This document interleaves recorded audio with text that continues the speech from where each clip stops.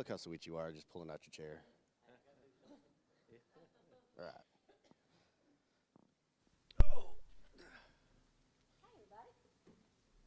Hey, everybody. I'm on. I'm on. Am I on? Yeah, I hear myself. All right. It's kind of scary that all of us are up here doing this, huh? Hey, how are you? Good.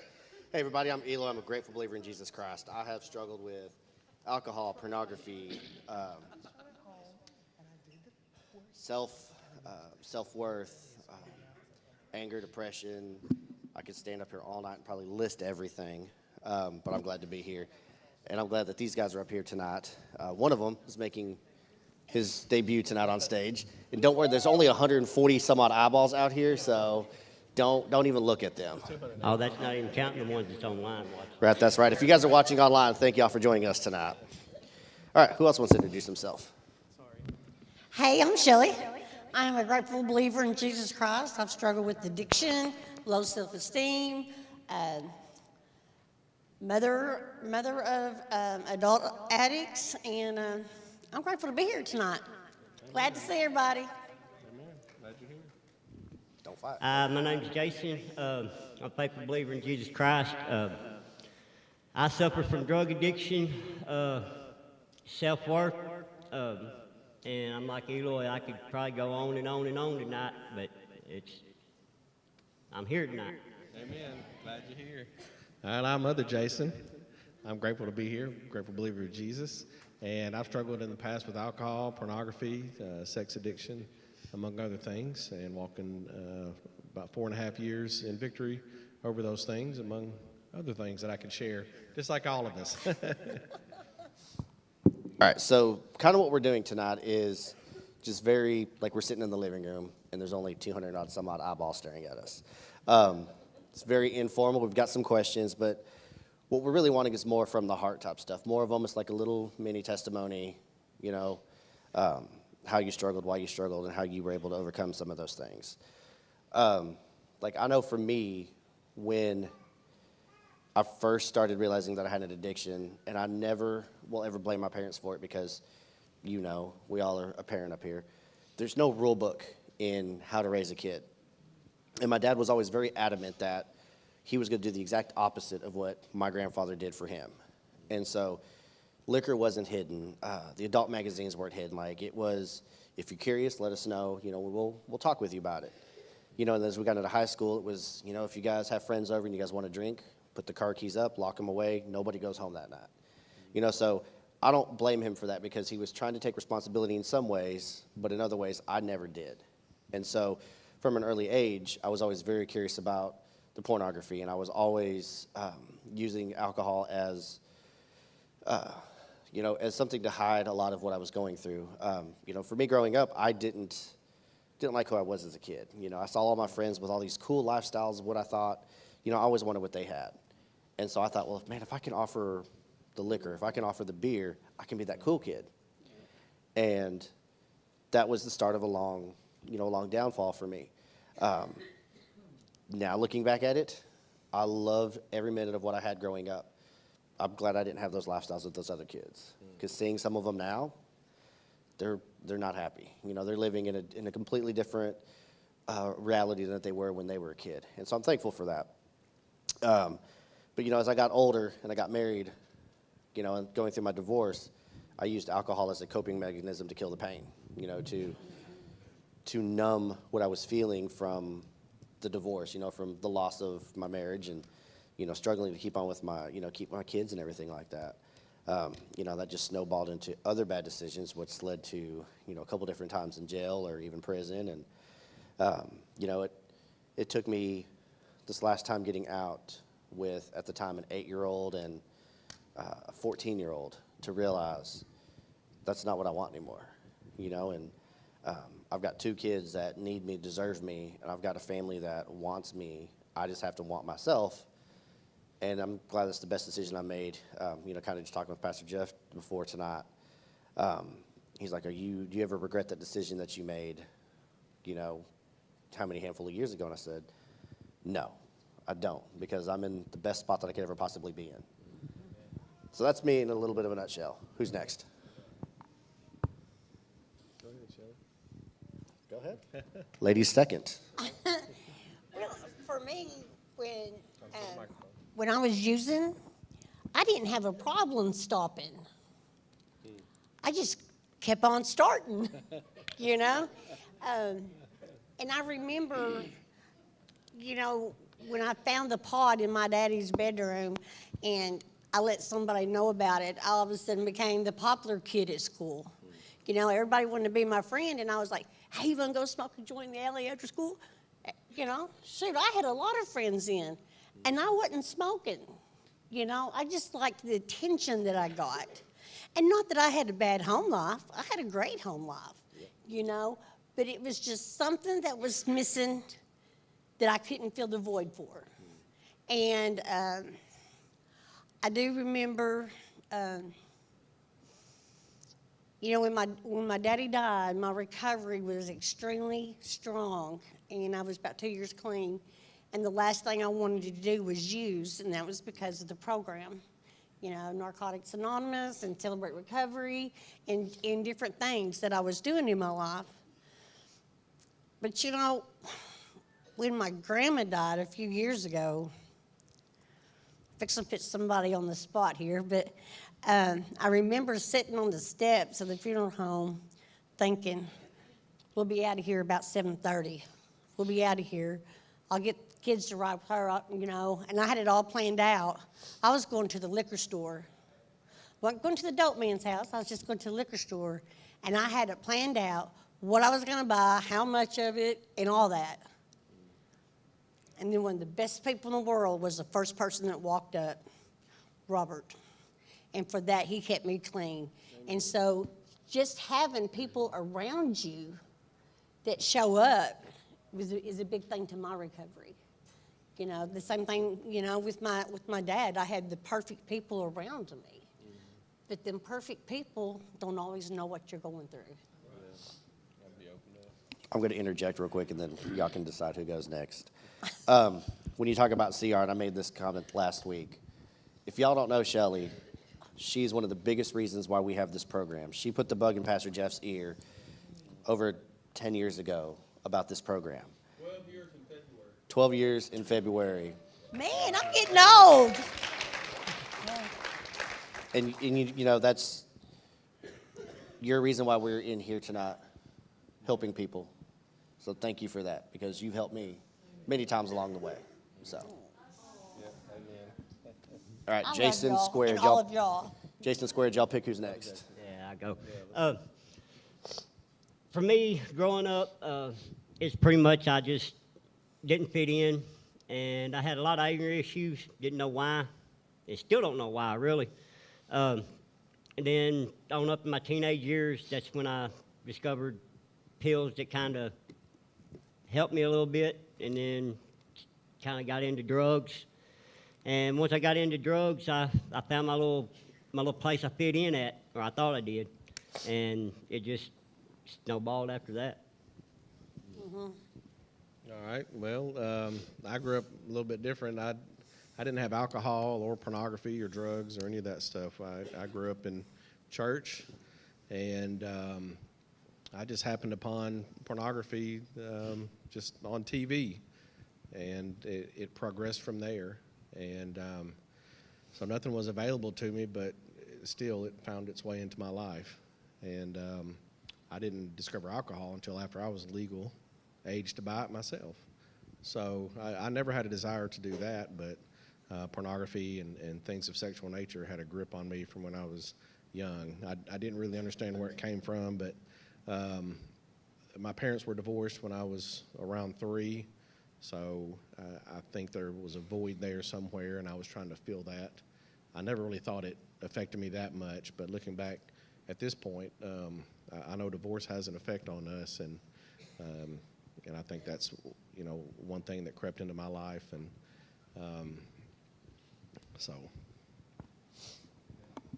So these questions that we'll talk about tonight, we don't all have to answer them, but let's think about the most recent time we relapsed. That way we don't have to like scratch our brains for decades ago, because some of them are very foggy in my mind, at least. It'll have But- to be a decade ago because that's when mine was. There you go. But like I said, we all don't have to answer, but if it applies or you want to answer, speak up. So thinking back on the most previous relapse that you had, where were you when that relapse occurred? Anybody? The last one was actually my wedding night. And I got to smoking again on my wedding night with my new wife at the time. And it just kind of progressed after that. All right, so this is the second question, but ties into what you said. Would you say that she was an unsafe person? Was that why you slipped?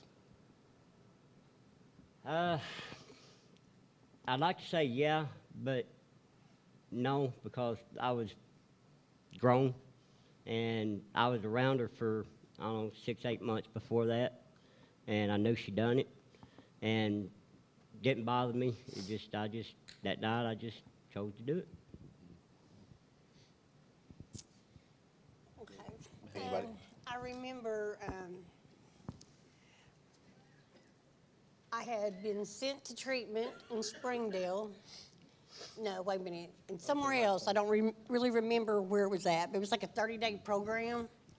And then after that, I thought I was going home, and come to find out they were shipping me off to Springdale, and I think it was like 3 or 6 months long. And I remember sitting in the living room type and looking out the window, and it was Christmas. There were Santa Clauses with kids and Kind of like back here?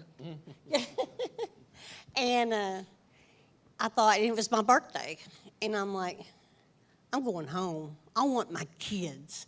I want my kids. I don't want this life no more. I'm going home. And the only person that would come get me was the man I left to go to treatment. So we all know how that happened, right? So I get home, and my mom won't answer the phone. She won't let me see the kids or nothing. And I was still clean because I didn't want to use. I did not. That was the last thing I wanted. And 2 days later, I got a phone call, and I had to meet Rebecca, her dad, and his wife, and I had to sign my rights over to Rebecca. He said, you don't have no car, you don't have no place to live, you don't have nothing. He said, either you sign her over or we're going to court in 2 days. I signed her over, not knowing, there was not near the programs there are now to help with this is like almost 23, well, probably 24 years ago. And I remember sitting there, like I said, I didn't even have a place to sleep that night.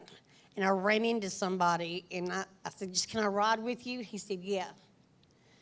And next thing I knew, I was getting high, because it was the only thing I knew that would take that pain away from me. I came home to be with my kids on Christmas, and that was my heart. That was really what I wanted. It wasn't escape to get out of treatment. I wanted my children. And then, my children were gone. I had nothing. I ended up, like 2 days later, sleeping on someone's back porch. And we're talking January now, and I just got higher and higher. And I think that was probably one of the roughest times of my addiction, because if I came down, I would hurt, and I didn't want to hurt. I didn't want to hurt, and I wasn't going to. And that was, I think, the last time that I actually just full-blown relapsed. But I do remember when I got clean, and I remember just praying. And I just begged God. I said, you've given me everything I've asked for, good and bad.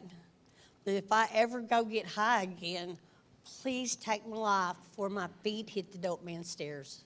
Because I don't want my family knowing that I died high or died going to the dope man's house. I've hurt them too much.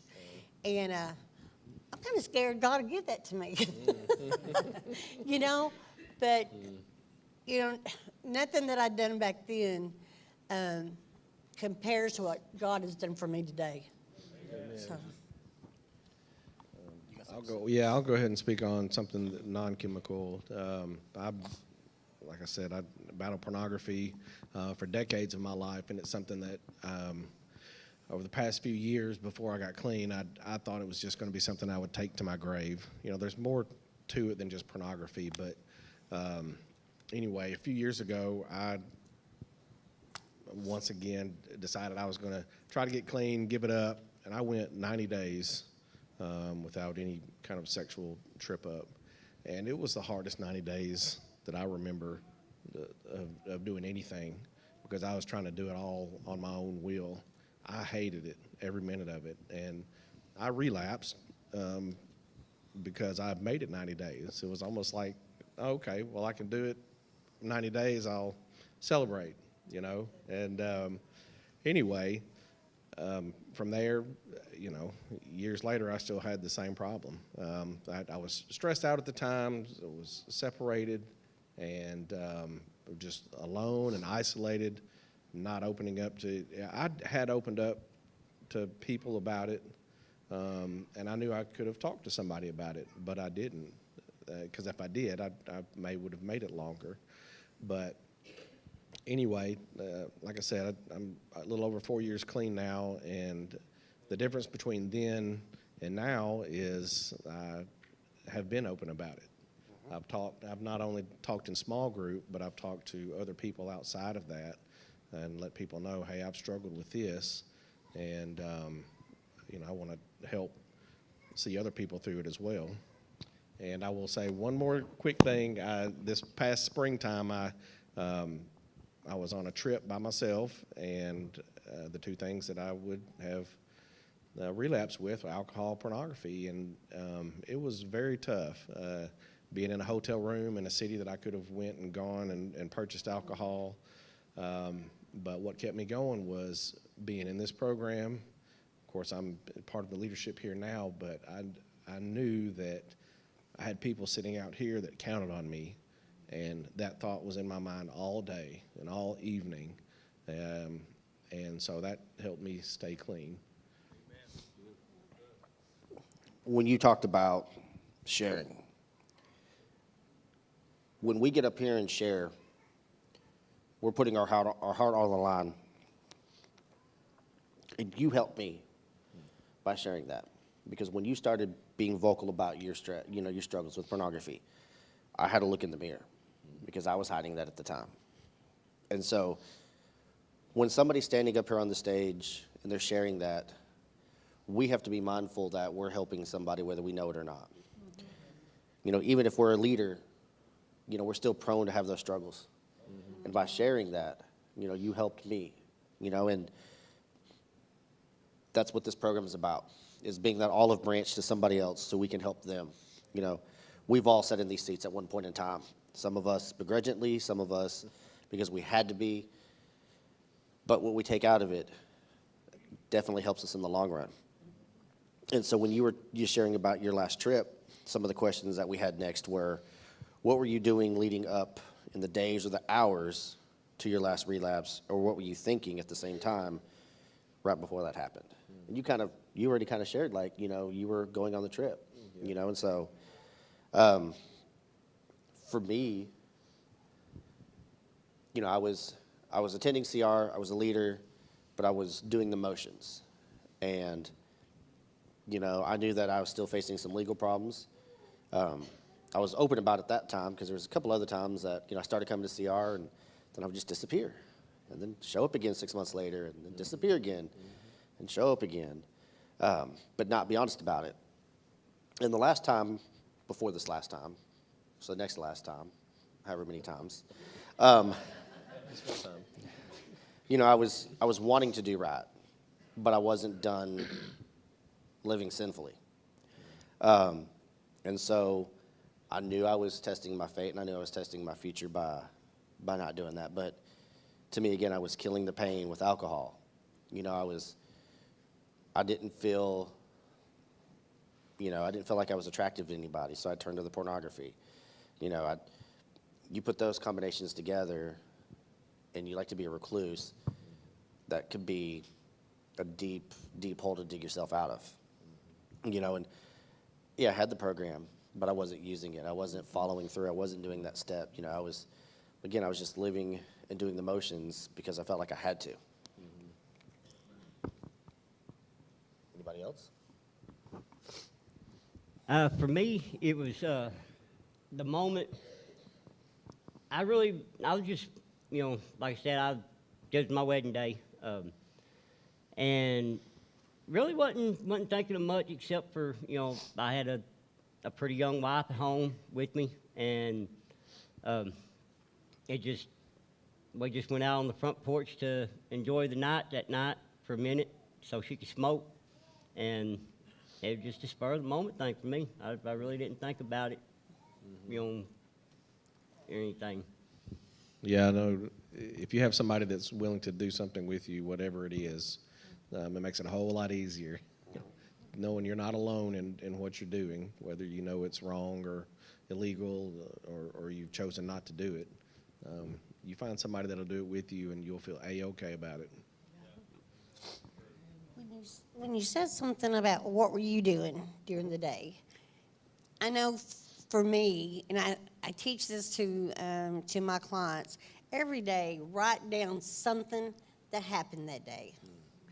It rained. It was a Thursday. I was mad at my boss. That's enough. And keep it, date it. Do that every day so you kind of have like a little running journal. It's really good for people who don't like to journal. And then when you go back and you've relapsed, go back, see what it was. Was it the rain? I wonder why the rain makes me want to relapse. I wonder what Tuesdays makes me want, And then maybe you can figure out what is pushing you so close to the edge of relapse that you don't even know you're there. That for me, it's a really good tool because I have to do that. Well, I'm glad you kind of said that because that's way down on our questions, but we'll jump to it. Are you aware of any of your triggers before you relapse? And you kind of made it, If you're journaling, that's a way to keep track and know what causes that. I'm not afraid to say that I like to journal, and Pastor Jeff has been the one that got me started on that. And now I'm thankful that Apple actually put a journal app on our phones. So, but, I do a little bit more detail. Yeah. Just because like my mind races a whole bunch. So if I don't put it down on paper, then I might forget about what I was doing 30 seconds ago. But, I know, kind of like Jason said, in those moments where I'm by myself, that puts me at the most vulnerable spot. I know when I'm depressed. That's, another trigger for me. Sorry. Bless you. For a while there, it was my family. They were kind of cause of the stress, but I was more the cause than they were. But, that's, for me, like you said, doing the journaling, so I know what a lot of my triggers are. I've been able to keep my anger a lot more in check lately because of some of the changes I've implemented in my personal life, and I'm not saying do this drastic of a change, but for me it was changing jobs, getting out of one type of Comfort environment zone. to another. And it was, for a long time, it was a comfort thing, but that comfort also turned into those little things agitating me and then me dwelling on them and dissecting them to the point that I got mad. So for me, and I'm not saying go quit your job tomorrow because I can't help y'all. I really can't. I will put you in touch with Danny who can Darn. help you if you do manage your money that you have left. But, for me, and I was thankful and lucky enough too that I had something to fall back on so quick. But I know that if I get that way again, I need to turn to my fellow leaders. I need to turn to somebody and say, hey, I'm stressed, and I feel like this is what's going to happen. I think writing them down, I think we all are aware of things, stressors or triggers, et cetera, and it's what we do with those. For a long time, when I would have a trigger, I knew what I was going to do with it. I was either going to use it to talk myself into drinking again or using pornography or whatever the case was. But these days, it's a call to, like a battle cry. So when I identify something, I know exactly what I'm going to do with it. I know if I'm going to kick it out of my head or talk to somebody about it or whatever. So when you know that you're going to have a trigger, get a game plan. What are you going to do with it? For me, the triggers were an excuse. I used them as an excuse.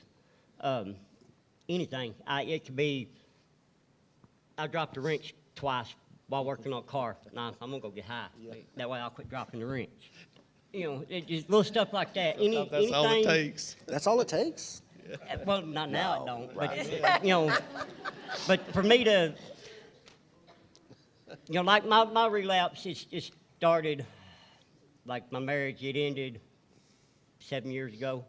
Or it only lasted 7 years, so I've been divorced 4. So after we got divorced, that's when I really spiraled. And that's when I really started using really hard, multiple drugs. And that was when I really figured out my triggers. And once I learned my triggers, I was quick to pull them. I mean, it didn't matter what they were. I'd use any and everything as an excuse to be able to have a reason to go get high. Let me Having a ask you bad day, question, having a sorry. good day, Yep. whatever. Celebrating. Celebrate. I used anything. I mean, it really was. It was anything. You know. What about, like, you get so used to your, I don't want to say used to, but you know what your triggers are. Getting overwhelmed, stress, something stealing my joy, you know, a certain song or certain area of town or something. But what about the triggers that we haven't learned yet, and they sneak up? You know, those are the ones that scare me, because new triggers will be coming up, because Satan knows that that old trigger ain't working no more. You know how to cope with that. But, hey, how do you cope with this? Ha, ha, ha. You know, that's the ones that terrify me. But I've learned that the more I stay in the Word, that Satan ain't going to have control over those triggers. But those are scary, because you have this area where everything you do for recovery on a daily basis, prayer, scripture, a sponsor, a step study, you know, you have these certain things you do. And then all of a sudden you're having a crappy day, and you go back and you look, oh, there's a big spot here. I haven't been praying or doing my meditation. So I'm getting a little funky junky up in my mind. And when that happens, it seems like I get pushed to the edge. And then that's when those new triggers come up, you know. Then you feel ashamed and guilt and all that, because you're letting everything you built up go down. And hopefully then you can get with somebody and work on those new triggers and be more aware of them. I'm glad you said that, because after I got out of the ministry, I went into a transition house, and it was like the next day, me and the guy that was over the transition house, which is Ken, we went to Harbor Freight, and lo and behold, he knew I was stressed out because I was, you know, basically my life turned upside down again, which, you know, I was living right and all that good stuff. But in that, he put my dope man on the aisle. As soon as I come around, I was face to face with him, and I didn't have no choice. You know, he spoke to me, you know, it was right there. And that was a new trigger for me. And I was lucky I had him with me to help me that day. Yep. Good deal. I'm glad you said that. And it's community. You know, that's the biggest thing, is having somebody or some people in your life that know that trigger, know that could hurt you in some way, you know, are there when you're struggling to, you know, kick a door open and make sure that you're okay, to be that shoulder to cry on. And, you know, even when we're living right, kind of like what Shelly was talking about, even when we're living right, there's going to be that new thing that pops up. You know, and for me, I think it was about a year ago, you know, I was struggling mentally and emotionally, and I was just going through, personally, I was just kind of going through the motions. You know, and I was here, and I was doing what I needed to do, but like, there was no joy in my face, there was no laughter, you know, and it takes a good friend, and I'm not going to call her out, but I'm going to look at her. It takes a good friend to just be there to cry. And, you know, at that point, and I'm not afraid to share it because I've shared it since then, you know, at that point in time, I was thinking about suicide, you know, and was there anything wrong in my life? No. I just felt unhappy. I didn't feel any joy, or my self-confidence was at its lowest. And, you know, I'm thinking, you know, I've got these things kind of in place, so if something does happen to me, my kids are taken care of, you know, and all that. But I wasn't looking at the bigger picture of what's it going to do to everybody else around me. You know, my parents, you know, my forever family here, you know, what's it going to do to them, you know? But I'm glad I have that support. You know, I'm glad I have those people that can call you out on your stuff and be like, hey, you're not okay. And if we can say anything, find somebody that you can have that can do that for you. I have plenty of those people. Yeah. Reggie will kick my door open at my house and make sure I'm okay if I haven't answered his phone call after the first 30 seconds. But I'm okay with that. I guess you give him a key so I don't have to keep replacing doors. But put people in your life that are like that, you know, that care about your well-being. Because the four of us sitting on the stage, even though we may not know each and every one of you, we still care about you. Because like I said, we were in those seats before. You know, we've in one way or another struggled like you're struggling. Another question is, when was the first time you were aware you were in danger of slipping or having that relapse happen? I want to say, maybe this will go with that, I don't know, but when you were talking, you know, we were just talking about triggers, but you were talking about how you were feeling and where you were, and things weren't necessarily going bad, but you were making provisions for, you were having suicidal thoughts, so you were making plans that you weren't necessarily telling anybody else about. Right. So, not just with that, but in other areas of our lives, we will make secret plans, and we'll just kind of put them in our brain to sit back and stew on for a little bit, and we won't say anything to anybody else about them. So not only be aware of your triggers, but be aware of the plans that you're making, be aware of the traps you're setting for yourself later on. And what was the question again? When was the first time you were aware you were in danger of slipping or having that relapse? Well, I would just go back to what I said was making plans, making provisions. Like I said, I was going to be out of town, so I knew ahead of time, okay, well, I need to make sure I've got alcohol because I may be in a town that's a dry county or whatever. Make sure I have a computer or something to take with me, et cetera. I would make plans for it. But I know that would jump in my bag and come back home with me. Yeah. So, but, go ahead. No. I never forgot. Mine, the one I've kind of been, I don't know if I've been struggling with it or not, but I figured out that it's a kind of could be a possible, is now that I've been clean for a little over a year. Amen. Well, 2 weeks would be 18 months. Anyway, it's the thought of, okay, I've got a friend that I'd like to see, but I know he's not doing right. And but I catch myself. I'm like, no, if I go, that's going to put me in the spot of that temptation, and I can't, God don't want me doing that. With the holidays coming up and stuff, there could be like parties going on, work parties or whatever, and you really want to go and participate in that because not everybody's going to be drinking, but some people will. Take somebody with you. You know, don't ride with nobody from the party because you might want to leave. Take your own car. Have a backup ride. Go to a meeting beforehand. Go to a meeting right afterwards. You know, just, you know, if you start feeling uncomfortable, get out. I know it's not that easy to get out, but if You know, don't get offended when they say, hey, man, this is enough, or we shouldn't be here, Dawn. or Yeah. you shouldn't even go there. That's why I think say the person you take with you to that place, make sure they know where you stand in your recovery. Because they might be struggling with something else that you don't struggle with, so they might not exactly know your triggers or what's going to push you to that edge to make you make that decision to go ahead and do that. One of my favorite sayings is, fly with the eagles and not the turkeys. You know, so. Turkeys don't fly. Do they? They do too. Do they? Chickens Oh. do too. I'm a city boy. What do I know?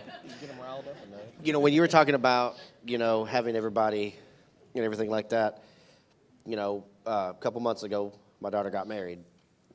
And we were having this discussion after I got back about, you know, accountability and stuff like that. And you know, and my parents know my struggle.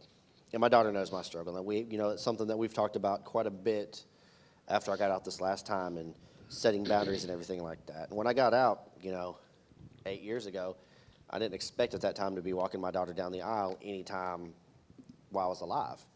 And, you know, so when the day comes that you have to walk her down the aisle, you have to do a lot of those pump and stance type things, you know, and champagne toast and stuff like that. And it came up, and I openly shared that I had, you know, 2 glasses of champagne that night. But after that, my parents were like, all right, you know, there's your water, there's your Dr. Pepper, you know, and go at it. They knew my limit. I knew my limit. But it's one of those things that when you have the people in place, they're not going to let you slip, you know, and I share that to say that, you know, I even told Pastor Jeff, you know, because, you know, as a father, who, you know, we have daughters, you know, it's just kind of one of those things that. 4 of them. You have 4? How old are you? No, we're not going to ask that. 49. That's lots of water. Lots of water. You know, it's one of those things. I lost track. You know, but it's one of those things where, I mean, I could have turned the other cheek and been like, put Sprite or something like that in there, you know, and I made that decision, but I also knew that I knew the risks if I went farther than that. And my family knew that the risks if I went farther than that. You know, and when we're together with the rest of my family, like my brother's military, and if you've ever had anybody in the military, you know, they cuss like a sailor. You know, and so he drinks like one too. You know, but I know that when I'm around them, he's not going to try to force anything on me. My dad's not going to try to force anything on me. It's one of those things where, you know, they respect it. You know, and I'm not saying that they have to stop what they're doing because that's my dad's house and he can do whatever he wants. Mm-hmm. You know, but it's a respect thing too. You know, I'm not going to force you can't do anything because I've struggled, and they're not going to force anything because, you know, they want to have fun. But when you have those people, make sure that their heart's in the right place, that they're not going to like tempt you with that first glass and then slide that second one over or that third one. We do have to be careful not to justify. Because I am the queen of justification. I can make you believe whatever to get you to do whatever I need to do or whatever. So justification is a big one for me. Well, golly, if you was going through all this stuff I was, if your kid done this, if your dog done this, and your hot water heater broke or whatever, you'd be getting a drink too. I can't justify it. Yeah. Cannot justify it. Since you talked about justifying, have we, since our relapse, do you think that any of us have gotten complacent in our recovery that could put us in a vulnerable spot?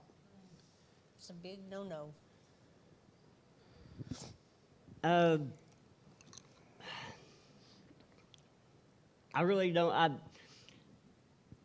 When I relapsed before this last one, or the last relapse actually, I ain't relapsed now. So okay, I was only clean for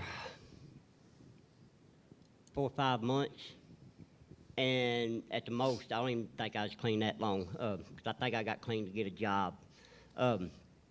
And it just, I don't know, I forgot the question. You're only in your 40s. You're not supposed to forget the question already. It's my first time I get one. Yeah. Do you think since your last relapse, you've gotten complacent in any area that could make you vulnerable again?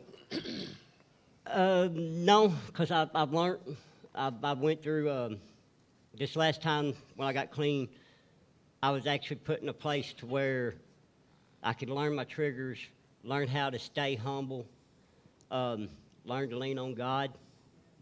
And he even went past that. Like I said, I was in a transition house, and the house I was in, it's a good structured one, and it kind of extended that out. So I spent a little over maybe 16 months, basically away from everybody, under that little dome, kind of, to learn how to figure out my triggers, how to deal with issues when I come along with them. And I've had to deal with quite a few of them since I've gotten out. And I was able to figure all them out and learn how to do all that.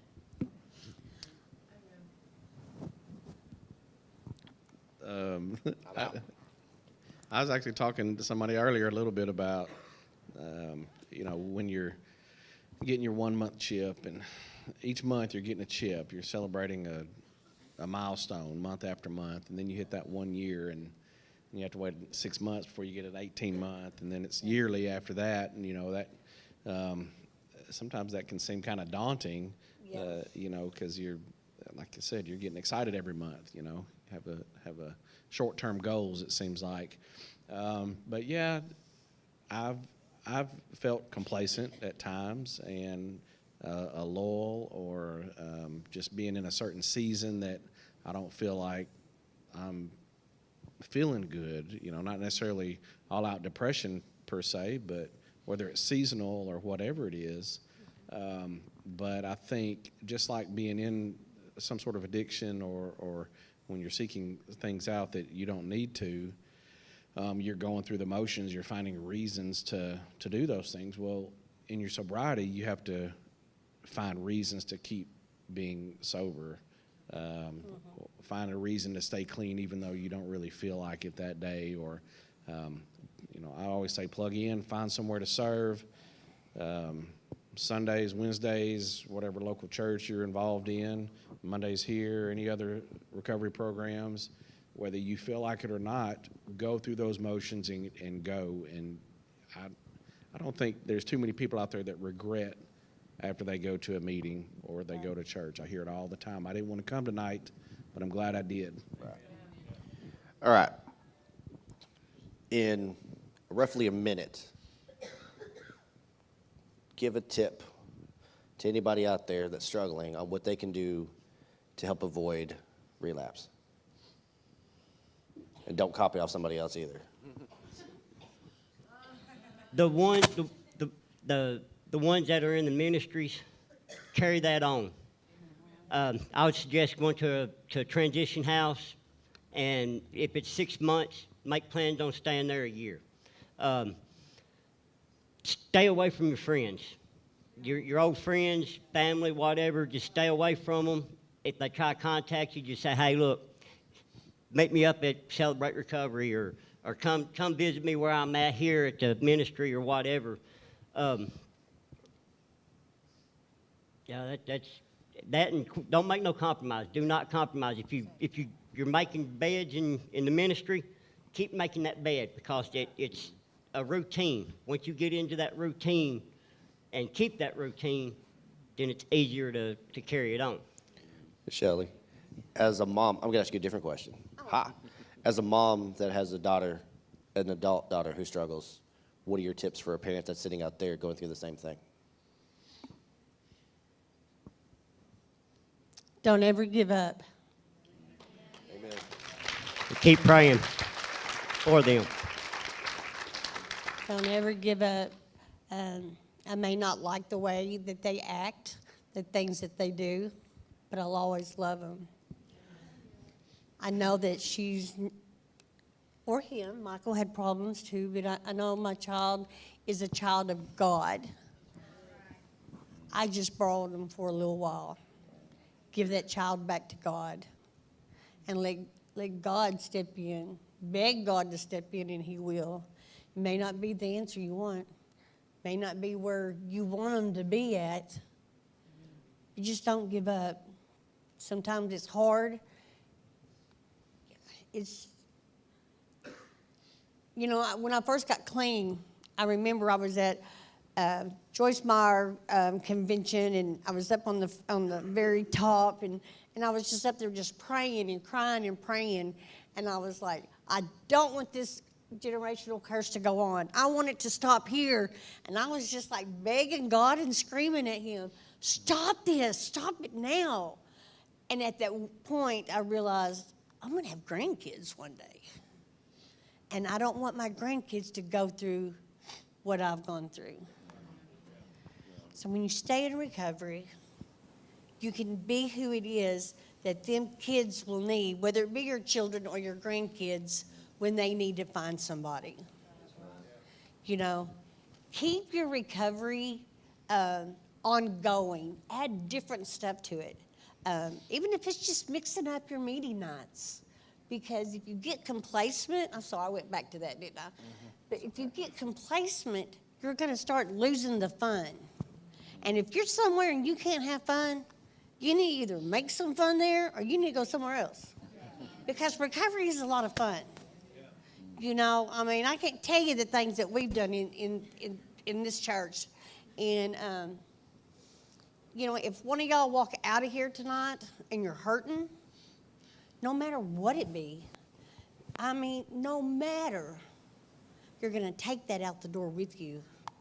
When you could easily just grab somebody and say, hey, can you say a prayer for me? I guarantee you, you're going to get a prayer. So whatever you're dealing with, don't walk out the door with it. We want to leave it here. Leave it on that cross. Mm-hmm. Give him a little, and he'll give you a lot. Amen. 10 seconds. You got anything you want to share? 25. How about that? Set a timer. Stay connected. Just raise your hand when he gets that time. Right. Stay connected, plug in, don't be silent. Isolation, you probably know, isolation is very detrimental. It always was for me. I keep sharing about what I share about because you may not deal with what I've dealt with, but you may have a brother, a son, a dad, a grandson, whatever, that has gone through or will go through what I've gone through. So I just do not want to be silent about it. That's where my freedom began. The more I spoke about it and shared about it, the more freedom I felt. All right, so I'm going to finish with this. It doesn't matter if you're 14, 24, 44. Everybody has a struggle. We have an amazing program in the back called Oasis.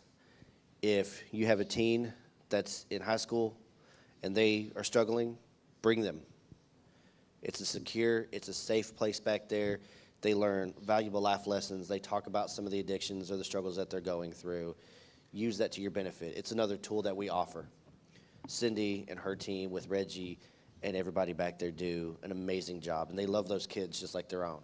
Amen. So if you have that kid that's struggling, we have that available to you. If you're an adult and you're struggling, hey, you're here already tonight. Come back next week. There's something going on in this town every night almost with a CR. Tomorrow night, there's a CR. Thursday night, there's a CR. Friday night, there's one in Paragould. There's something going on every night of the week. There's one like every night in Paragould. Right. We can get to a meeting. If you live in Pocahontas, there's one out there too. Mm-hmm. When you talk about things that get depressing, and I'm going to finish with this, the holidays, we had the panel a couple weeks ago about holiday depression. The holidays are tough for a lot of them. I've struggled with the Christmas season for a long time, and that was all self-inflicted. And so when we were going through our leaders retreat a couple weeks ago, talking about the upcoming schedule, we know that in a couple weeks, Christmas falls on a Monday. And y'all have heard it in the sanctuary, but if you haven't heard it online, we're going to be here that Monday night. We're going to open the doors. I might have to cook up some peanut butter and jelly sandwiches. We'll do whatever we need to do, but there's going to be somebody here if you're struggling. I'm going to be here. I can tell you that Reggie and Cindy are going to be here. I don't know who else is because I know we all have families. I'll be here. You'll be here. It's just going to be a easygoing, flowing night. It's just going to be more about the community and the celebration and just making everybody feel loved and accepted. I didn't have that years ago when I was going through a lot of this stuff, and that's kind of one reason why I struggle with these years, this time of the season. But for me, It takes two people to have a meeting. it does. It only takes two. You're right. And, if there's two people, then, hey, we'll still be here. you know, and never shy away from asking for help. You know, I did that for a long time. And when I finally got true with myself, I opened up and said, I have an issue. You know, and it took a Jason opening up about his struggles. It took, you know, somebody talking about their other addiction that made me go, I've got to fix that. So, thank you guys for being here tonight. Thank y'all for watching online. We appreciate you guys letting us just kind of, no. Can I say something? No. Yeah. No. I need to.